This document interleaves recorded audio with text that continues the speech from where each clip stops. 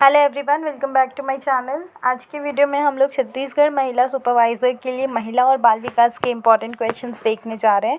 तो शुरू करते हैं क्वेश्चन नंबर 1 के साथ। हमारा फर्स्ट क्वेश्चन है, घर में प्रसव की तैयारी के कितने नियम हैं? 3, 4, 7 या 5? तो करेक्ट आंसर है 5। घर में प्रसव की तैयारी के 5 नियम हैं। नेक्स्ट क्वेश्चन की तरफ जाएंगे।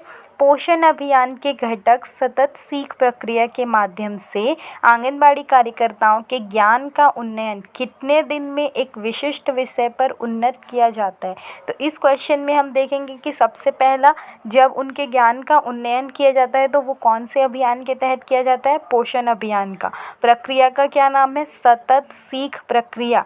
किसका होता है ये? आंगनबाड़ी कार्यकर्ताओं के लिए। और कितने दिन के अंदर होता है? तो ये होता है 15 दिन के भीतर। तो 4 क्वेश्चन इसमें से बने और चारों क्वेश्चन में से कुछ भी आपसे एग्जाम में पूछ लेगा, तो क्वेश्चन को भी अच्छे से पढ़ा कीजिए और क्वेश्चन से भी इम्पोर्टेंट पॉइंट जो है वो नोट डाउन करके रखा करें। नेक्स्ट क्वेश्चन की तरफ बढ़ेंगे। कुपोषित बच्चों और गर्भवती और शिशुवती माताओं को पूरक पोषण आहार के रूप में दिया जाने वाला ready to eat food packet किस अनाज पर मूल रूप से आधारित रहता है? चावल पर, गेहूं पर, सरसों पर या बाजरा पर? हमको 4 ऑप्शन दिया है। तो रेडी टू ईट पैकेट जो रहता है वो मूल रूप से गेहूं पर आधारित रहता है। तो करेक्ट आंसर हो जाएगा ऑप्शन नंबर बी, गेहूं पर। रेडी टू ईट फूड से रिलेटेड एक वीडियो जो है वो मेरे चैनल पर अपलोड है, जिसमें आपको रेडी टू ईट फूड के बारे में पूरी इन्फॉर्मेशन मिल जाएगी।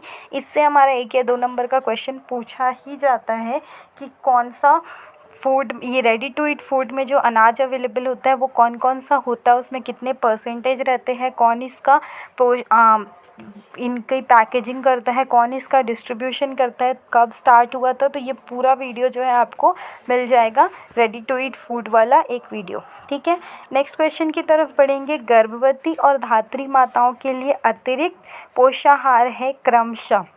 तो जो पहला है वो गर्भवती का है और दूसरा जो है वो धात्री का है।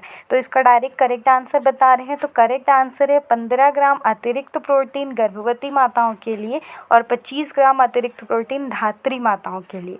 300 ग्राम एक्स्ट्रा कैलोरी गर्भवती के लिए और 550 ग्राम एक्स्ट्रा धात्री माताओं के लिए। नेक्स्ट क्वेश्चन की तरफ बढ़ेंगे। प्रसव के बाद प्रथम 3 दिन तक माता के स्तन में आने वाला पहला गाढ़ा दूध क्या कहलाता है? तो ये क्वेश्चन हमारा साइंस में भी पूछता है, बाल विकास में भी पूछता है, तो दोनों में से किसी में भी पूछ लेता है। बहुत ज़्यादा इंपॉर्टेंट क्वेश्चन है। इसका आंसर है कोलेस्ट्रॉम। कोलेस्ट्रॉल से कंफ्यूज नहीं होना है, नाम है कोलेस्ट्रॉम। नेक्स्ट क्वेश्चन की तरफ जाएंगे। बच्चे का पहला शौच क्या कहलाता है? तो बच्चे का पहला शौच कहलाता है मेकोनियम। ऑप्शन नंबर ए जो है वो है करेक्ट आंसर। कोलेस्ट्रॉम जो है वो पहला गाढ़ा दूध है और मेकोनियम जो है वो पहला शौच है। नेक्स्ट क्वेश्चन है, 18 किलोग्राम भार वाले 4 से 6 वर्ष के बच्चों को प्रतिदिन भोजन में क्या आवश्यक है? तो बच्चों को आवश्यक है 1350 ग्राम कैलोरी, 20 ग्राम प्रोटीन और 25 ग्राम वसा। ऑप्शन नंबर ए जो होगा वो हमारा करेक्ट हो जाएगा। नेक्स्ट क्वेश्चन की तरफ जाएंगे। निम्नलिखित कथनों को ध्यान से पढ़ें और अनुपयुक्त कथन का चुनाव करें। इनमें से कौन सा गलत है? तो जब भी इस टाइप का क्वेश्चन रहता है तो इससे आपको सही आंसर्स भी मिलते हैं, वो भी हमको याद रखना है, वो नेक्स्ट क्वेश्चन में पूछा जा सकता है। तो पहला है, शिशु को जन्म से 2 वर्ष या अधिक उम्र तक लगातार स्तनपान कराते रहना सतत स्तनपान कहलाता है। ये तो करेक्ट है। नेक्स्ट है, धात्री माता में दूध निर्माण की मात्रा प्रारंभ में बढ़ती है फिर धीरे धीरे कम होने लगती है। ये भी सही है। नेक्स्ट है, हमको क्या चुनना है? गलत चुनना है। प्रसव उपरांत महिला को 3 दिन तक आहार और जल प्रदान नहीं करना चाहिए। तो ये तो हमको देख के ही पता चल रहा है कि ये गलत है, क्योंकि उस वक्त और ज़्यादा कमज़ोरी आ जाती है। तो आहार और जल नहीं देंगे तो ये तो सही हो ही नहीं सकता। तो करेक्ट आंसर है ऑप्शन नंबर सी। नेक्स्ट है, टेक होम राशन के अंतर्गत 6 से 3 वर्ष के गंभीर कुपोषित बच्चों को कितने ग्राम रेडी टू ईट खाद्य पदार्थ दिया जाता है? 125 ग्राम, 175 ग्राम, 100 ग्राम या 200 ग्राम? तो इसका करेक्ट आंसर है ऑप्शन नंबर डी, 200 ग्राम। 3 से 6 वर्ष के जो गंभीर कुपोषित बच्चे हैं उनको daily 200 gram ready to eat खाद्य पदार्थ दिया जाता है। एक चीज़ याद रखनी कि रेडी टू ईट जो दिया जाता है वो हफ्ते के 6 दिन दिया जाता है। नेक्स्ट क्वेश्चन की तरफ जाएंगे। रेडी टू ईट फूड का निर्माण और प्रदान का काम कौन करता है? महिला स्व सहायता समूह, छत्तीसगढ़ राज्य बीज और कृषि विकास निगम, संबंधित ग्राम पंचायत या इनमें से कोई नहीं। तो इसका करेक्ट आंसर है ऑप्शन नंबर बी, छत्तीसगढ़ राज्य बीज और कृषि विकास निगम। इसके बारे में भी आपको उस वीडियो में अच्छे से इन्फॉर्मेशन मिल जाएगी कि पहले महिला स्व सहायता समूह करती थी, पर बाद में सुप्रीम कोर्ट की गाइडलाइंस आई बहुत सारी, जिसमें आपको नॉन टचेबल होना चाहिए, वो फूड हाथ से टच किया हुआ नहीं होना चाहिए, फाइन पूरा उसका मिक्सचर होना चाहिए, इसीलिए वो सब हाथ से पॉसिबल नहीं था, तो वो राज्य बीज और कृषि विकास निगम को दिया गया। नेक्स्ट क्वेश्चन की तरफ जाते हैं। आंगनबाड़ी केंद्रों की स्थापना के संबंध में सही कथन है। आंगनबाड़ी केंद्र स्थापित करने की स्वीकृति प्रधानमंत्री द्वारा दी जाती है, तो क्या ये सही है? नहीं, आंगनबाड़ी केंद्र की जो स्वीकृति है वो प्रधानमंत्री नहीं देता, वो भारत सरकार का जो विभाग है महिला और बाल विकास वो देता है, वो राज्य सरकार को स्वीकृति देता है, जिसके बाद आंगनबाड़ी केंद्र की स्थापना होती है। तो पहला तो गलत हो गया। नेक्स्ट है, दुर्गम क्षेत्रों में 150 से 400 की जनसंख्या पर एक मिनी आंगनबाड़ी केंद्र स्थापित किया जाता है। तो दुर्गम क्षेत्र में जो है वो 150 से 300 की जनसंख्या पर स्थापित किया जाता है, और ग्रामीण और शहरी क्षेत्रों में जो है वो 150 से 400 की जनसंख्या पर मिनी आंगनबाड़ी। तो सेकंड भी रॉन्ग हो गया। थर्ड है, ग्रामीण और शहरी क्षेत्रों में 400 से 800 की जनसंख्या पर आंगनबाड़ी। दो होता है, एक मिनी आंगनबाड़ी, एक आंगनबाड़ी। तो आंगनबाड़ी केंद्र की स्थापना 400 से 800 की जनसंख्या पर की जाती है, ये सही आंसर है। पहला और दूसरा जो है वो रॉन्ग है। ठीक है, नेक्स्ट क्वेश्चन की तरफ जाएंगे। नेक्स्ट क्वेश्चन है, हमारे शरीर में कितने प्रतिशत पानी की कमी से प्यास लगने लगती है? 1, 2, 10 या 40? तो इसका करेक्ट आंसर है 1% कमी होती है तो प्यास लगने लगती है, और 10% की कमी हो जाएगी तो वो मृत्यु की संभावना हो जाती है, और 15 से 20% कम होगा तो वो तत्काल मृत्यु हो जाती है। एक क्वेश्चन और पूछते हैं कि हमारे शरीर में कितना प्रतिशत जल है? तो 78% जो है हमारे शरीर में जल, 70% हमारे शरीर में जो है वो जल है। नेक्स्ट क्वेश्चन की तरफ जाएंगे। शहरी क्षेत्रों में परियोजना की स्वीकृति के लिए जनसंख्या का होना आवश्यक है, मतलब कितनी जनसंख्या होना आवश्यक है? तो 400 से 800, 300 से 800, 1 लाख या 2 लाख? तो परियोजना की जो स्वीकृति है उसके लिए जनसंख्या होनी चाहिए 1 लाख, और ये जो परियोजना की बात हो रही है वो ICDS परियोजना है, इंटीग्रेटेड चाइल्ड डेवलपमेंट सर्विस, एकीकृत बाल विकास परियोजना। ठीक है, तो ग्रामीण क्षेत्र में जो है वो 1 लाख की जनसंख्या होनी चाहिए, तभी ये परियोजना की स्वीकृति मिल सकती है। कुछ इन्फॉर्मेशन देखते हैं इसके बारे में कि ग्रामीण और जनजातीय क्षेत्र जो है उसमें 2 लाख की जनसंख्या होनी चाहिए, शहरी क्षेत्र में 1 लाख की जनसंख्या होनी चाहिए। ठीक है, इसकी स्वीकृति कौन देता है? तो भारत सरकार का जो महिला बाल विकास विभाग है ये स्वीकृति देते हैं राज्य को, राज्य स्वीकृति देता है विकास खंड को। तो परियोजना की जो इकाई है वो विकास खंड कहलाता है, और निर्देश को जो फाइनल करता है वो सुप्रीम कोर्ट करता है। ठीक है, तो ये सारी चीज़ें जो है वो परियोजना के बारे में। 400 से इसमें 400 से जो 800 का नंबर दिया है वो 400 से 800 का नंबर क्यों दिया है? ये नंबर जो रहता है शहरी क्षेत्रों में आंगनबाड़ी खोलने का नंबर है, कि अगर इतनी जनसंख्या हो तो आंगनबाड़ी खोल सकते हैं, और 300 से 800 जो है वो ग्रामीण क्षेत्रों में आंगनबाड़ी खोलने की जनसंख्या है। ठीक है, तो ये क्वेश्चन हमारा क्लियर हुआ। आगे बढ़ेंगे नेक्स्ट क्वेश्चन की तरफ। नेक्स्ट है हमारा, आंगनबाड़ी और स्वास्थ्य विभाग के बीच की कड़ी है, कौन है? आशा बहनें, NGO, CDPO या ANM? तो करेक्ट आंसर क्या है हमारा इसका? ANM जो है वो आंगनबाड़ी और स्वास्थ्य के बीच की कड़ी है। ये क्या करते हैं? ये टीकाकरण अभियान चलाते हैं। नेक्स्ट क्वेश्चन की तरफ जाएंगे। गर्भवती और शिशुवती माताओं को घर ले जाने हेतु साप्ताहिक प्रदत्त रेडी टू ईट फूड की मात्रा कितनी है? 1050 ग्राम, 900 ग्राम, 750 ग्राम या 600 ग्राम? तो करेक्ट आंसर क्या हो जाएगा इसका? 900 ग्राम। गर्भवती और शिशुवती माताओं को घर ले जाने के लिए 150 ग्राम प्रतिदिन के हिसाब से हफ्ता में 6 दिन के लिए 900 ग्राम जो है वो साप्ताहिक रेडी टू ईट फूड दिया जाता है। नेक्स्ट क्वेश्चन देखेंगे। नेक्स्ट क्या है? आंगनबाड़ी भवन के रखरखाव के लिए प्रति आंगनबाड़ी कितनी राशि देने का प्रावधान है? 1,000, 2,000, 3,000 या 5,000 रुपये। तो पहले जो था वो 1,000 रुपये था, अब उसको बढ़ा करके 2,000 रुपये कर दिया गया है। ठीक है, इसके साथ ही हमको ये चीज़ याद रखना है कि आंगनबाड़ी में जो है 1 वर्ष में 3 बार स्नेह शिविर लगता है, जिसमें क्या होता है 4 आंगनबाड़ी को मिला करके एक ग्रुप बनाते हैं और वहाँ पर स्नेह शिविर लगाते हैं और इसके लिए 5,950 रुपये दिए जाते हैं। और साथ ही एक ECCE दिवस मनाया जाता है, इसके लिए 1,000 रुपये दिए जाते हैं। तो ये सारे क्वेश्चंस पूछ सकते हैं, तो ये क्वेश्चंस हमने याद रखने हैं। नेक्स्ट क्वेश्चन की तरफ जाएंगे। महानगर में आंगनबाड़ी किराया प्रति माह कितना प्रावधानित है? महानगर में जो आंगनबाड़ी किराया है वो प्रति माह कितना दिया जाता है? 750, 5,000, 8,000 या 6,000? तो इसका करेक्ट आंसर है 5,000 रुपये। ग्रामीण क्षेत्रों का भी देख लेते हैं। ग्रामीण क्षेत्रों में जो था पहले 200 रुपये दिया जाता था, अब 750 रुपये दिया जाता है। शहरी क्षेत्रों में 3,000 और महानगर में जो है वो 5,000 रुपये दिए जाते थे, जिसमें 15% मरम्मत के लिए दिए जाते हैं। फर्नीचर के लिए 7,000 रुपये मिलता है और मिनी आंगनबाड़ी में फ़र्नीचर के लिए 700 रुपये मिलता है। ठीक है, नेक्स्ट क्वेश्चन की तरफ जाएंगे। किशोर न्याय बालकों की देखरेख और संरक्षण अधिनियम 2015 के तहत ऐसे अपराध जिनमें 7 वर्ष से अधिक की सज़ा है, इस मामलों का विचारण कौन करेगा? तो इस मामलों का विचारण कौन करेगा? बाल न्यायालय, जिला और सत्र न्यायालय। तो ऑप्शन नंबर डी जो होगा इसका करेक्ट आंसर है। मतलब वो अपराध जितने 7 साल से ज़्यादा की सज़ा दी जा रही है, उसको विचार करने का जो अधिकार है वो है बाल न्यायालय के पास। नेक्स्ट क्वेश्चन देखेंगे। महिलाओं का कार्यस्थल पर लैंगिक उत्पीड़न निवारण प्रतिषेध और प्रतितोषण अधिनियम 2013 पूरे देश में कब लागू हुआ है? तो ये जो पूरे देश में लागू हुआ है वो हुआ है ऑप्शन नंबर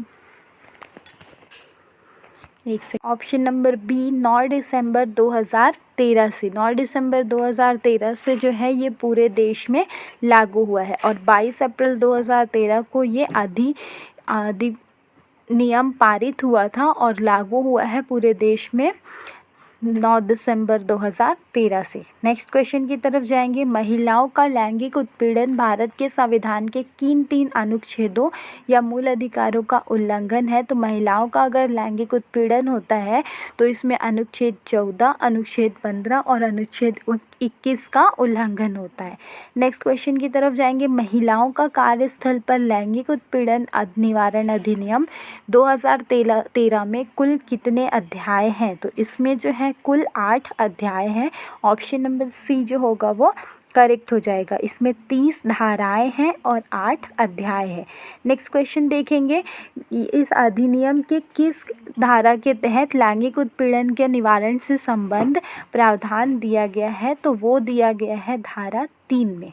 ठीक है, और कौन से अध्याय में है? अध्याय 1 की धारा 3 में। इसमें कुल 8 अध्याय हैं और कुल 30 धाराएं हैं।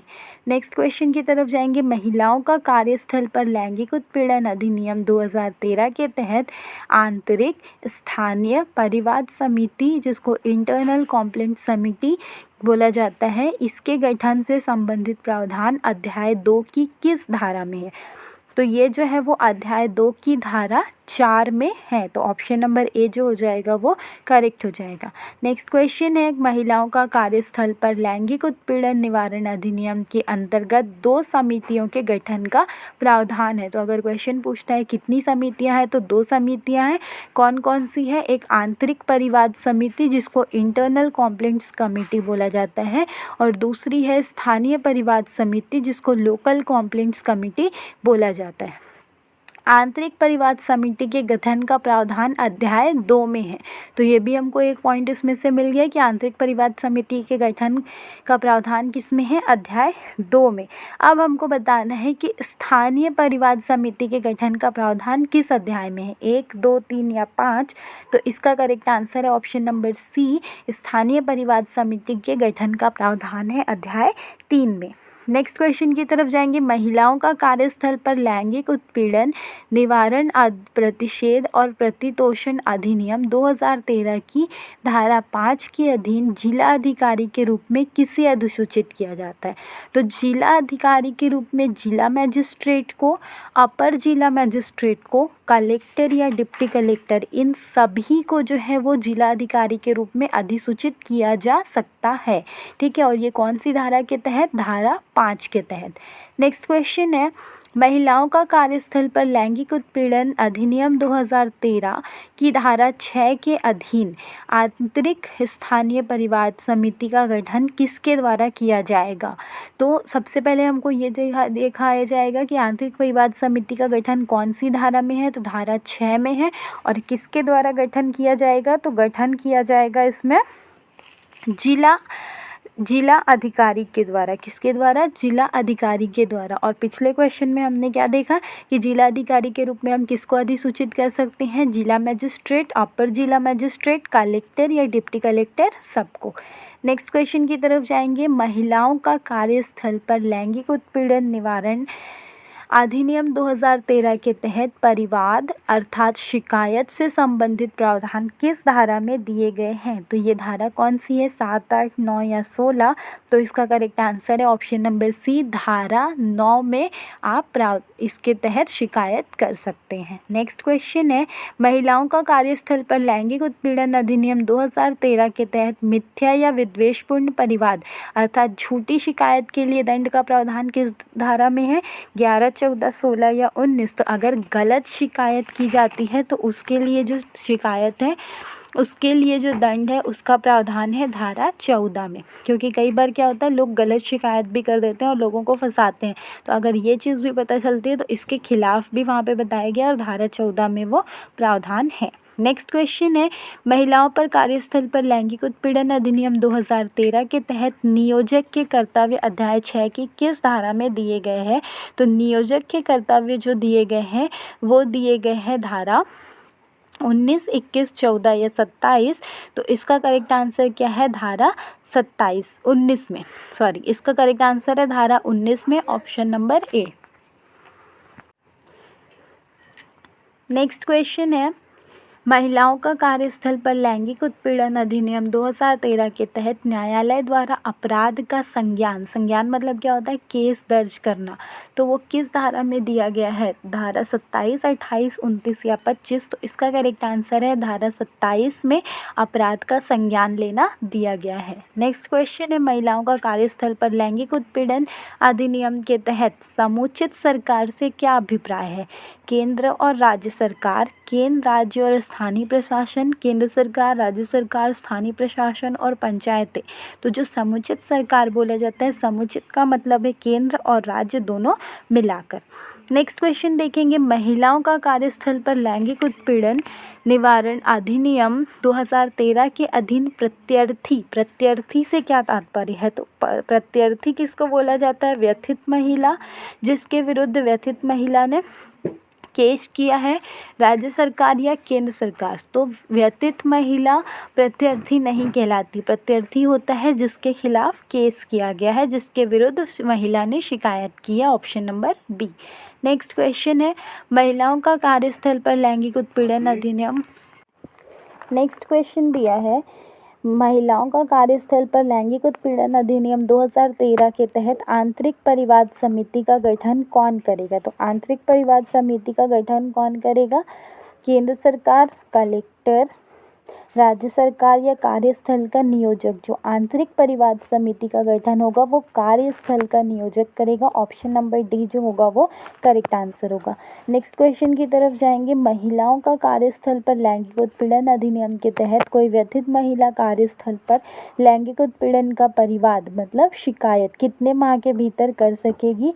1, 2, 3 या 6? तो इसका करेक्ट आंसर है ऑप्शन नंबर सी, 3 महीने के भीतर वो शिकायत कर सकती है। नेक्स्ट क्वेश्चन है, महिलाओं का कार्यस्थल पर लैंगिक उत्पीड़न अधिनियम 2013 की धारा 11(1) के अधीन जांच कितने दिन के भीतर पूरी की जाना ज़रूरी है? तो जांच जो है वो 90 दिन के भीतर पूरी की जाना ज़रूरी है। और ये हमसे धारा पूछेगा तो धारा क्या है? 11(1). नेक्स्ट क्वेश्चन है, अब महिलाओं का कार्यस्थल पर लैंगिक उत्पीड़न अधिनियम 2013 के अधीन दंडनीय किसी अपराध का विचारण कौन कर सकता है? तो इसका विचारण कौन कर सकता है? मेट्रोपॉलिटन मजिस्ट्रेट और प्रथम श्रेणी के जो न्यायिक मजिस्ट्रेट होते हैं वो इसका विचारण कर सकते हैं। नेक्स्ट क्वेश्चन है, महिलाओं का कार्यस्थल पर लैंगिक उत्पीड़न निवारण अधिनियम 2013 के अधीन प्रत्येक अपराध कैसा होगा? संज्ञेय, असंज्ञेय, असंज्ञेय और अक्षम्य या उक्त सभी? तो इसका करेक्ट आंसर क्या है? असंज्ञेय। असंज्ञेय का मतलब क्या होता है? मतलब कि आप बिना वारंट के गिरफ्तार नहीं कर सकते, पहले आपको कोर्ट से परमिशन लेना पड़ेगा। ठीक है। नेक्स्ट क्वेश्चन है, महिलाओं का कार्यस्थल पर लैंगिक उत्पीड़न निवारण अधिनियम के तहत आंतरिक परिवाद समिति में कुल कितने प्रतिशत महिलाएं सदस्य होना आवश्यक है? तो आधी महिलाएं होनी चाहिए, तो 50% महिला सदस्य होनी चाहिए। तो ये थे हमारे आज के क्वेश्चंस। आई होप ये क्वेश्चंस आपको क्लियर हो गए होंगे। If yes, then please hit the like button and comment if you have any query or suggestion about any of the video. Thank you everyone. Have a nice day.